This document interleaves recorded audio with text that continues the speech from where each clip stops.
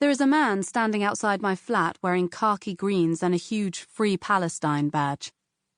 "Are you the freeholder?" he asks, and I turn to see if he's talking to someone else, but there is no one behind me. It buys me a second to remind myself which side of the Israel-Palestine conflict I am on. "I think so, yes," I say, and then with more confidence, because now I'm sure. "Yes, I'm definitely the freeholder." He scratches his neck, which is grey with dirt. His ears have the same ashy hue. "You need to get the buddleia removed. It's a hazard." "Oh, right," I say, looking up to where he is pointing, to a plaster pillar on the front of the building, topped by an ornamental detail. I've never noticed it before, but now I'm embarrassed to see that the paintwork is cracked and filthy. If anyone had asked me to name it, if £1,000,000 had been resting on it, I would have guessed it was called a balustrade. "Does it not serve a structural purpose?" I say. He stares at me, tugging on his beard, which tapers into a slender plait. "It's a weed. It's not supposed to be there," he says, and now I understand. There is a plant sprouting from the top of the thing, a spray of purple flowers. It's quite pretty. "And, sorry, who are you?" I ask, wondering if he's from the council, a neighbour, or an interfering passer-by. "Colin Mason, MBE, he says, and offers a dusty hand. I hesitate for a fraction of a second before good manners kick in, and I take it. "Claire," I say. "Shall I deal with it, then?" he asks, nodding up at the buddleia. "I'll do a bit of a paint job while I'm up there, too."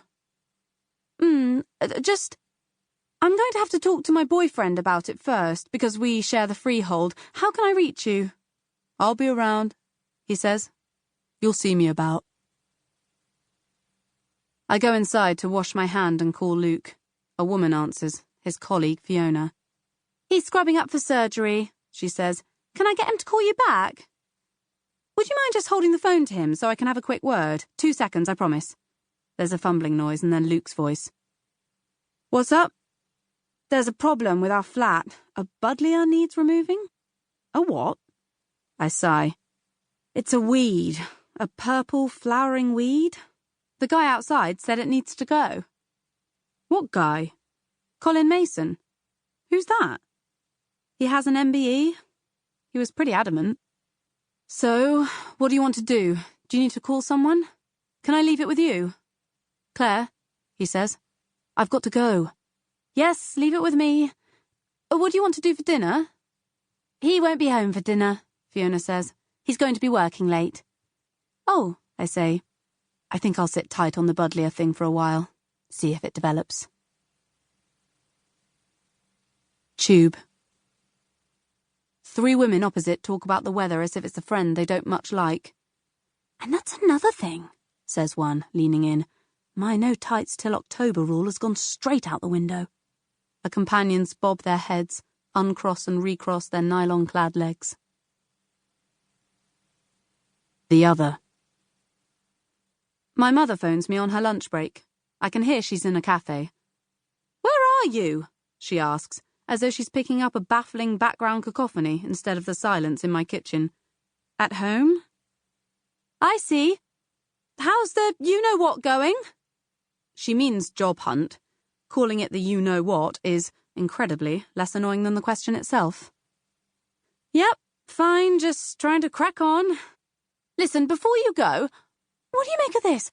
I had an awful dream last night that I saw Diane, Diane from work. It was definitely Diane, but in the dream I thought she was someone else, a stranger.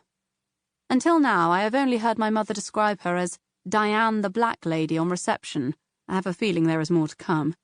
Funnily enough, this is said as though it's just occurred to her, I did see a woman who I thought was Diane yesterday in town and went to say hello but then realised it wasn't her." She laughs. "Claire, what do you think? Do you think she would have been offended?" "Who?" I say, because I can't resist. "Diane or the person you thought was Diane?"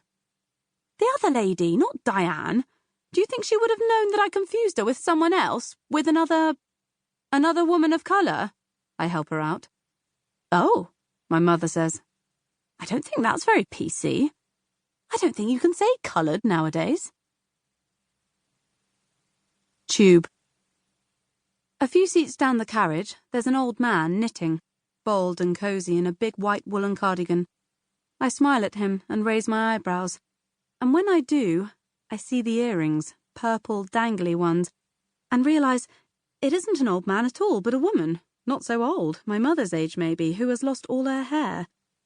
She grins at me, the needles clicking away, and I keep my eyebrows up, smiling hard at my hands, which lie still in my lap.